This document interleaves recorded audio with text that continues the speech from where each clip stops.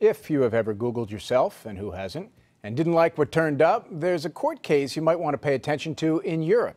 It resulted in an online form that asks Google to remove embarrassing information. Vinita Nair reports on what that could mean for Googlers here.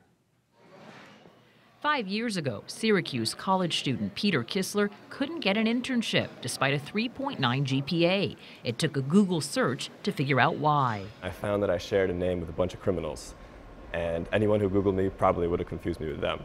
So instead of looking for a job, Kissler enlisted his college friend, Patrick Ambron, to start a company to improve online reputations. How long till you'll see things changing on your Google page? It could be a week. It could be 6 weeks. It's more and more important to really have control over what people can find about you, yet it's becoming harder and harder to do. So do you remove information from someone's search page, or do you just bury it? It's almost impossible to get something removed from the web. So your best bet is to push it far down off the page and replace it with positive stuff. But after a high court ruling in Europe this week, some 500 million people across 32 European nations will be able to remove personal information from the internet.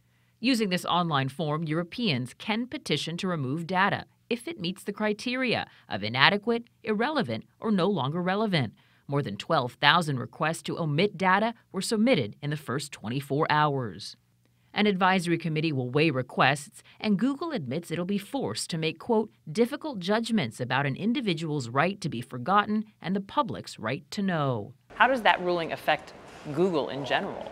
It's unlikely anything like this would probably move to the United States because we really, veer towards First Amendment, right to know. Google says it will post a notice when unwanted search results have been omitted, so unwanted information will be gone, but still not forgotten. Vinita Nair, CBS News, New York.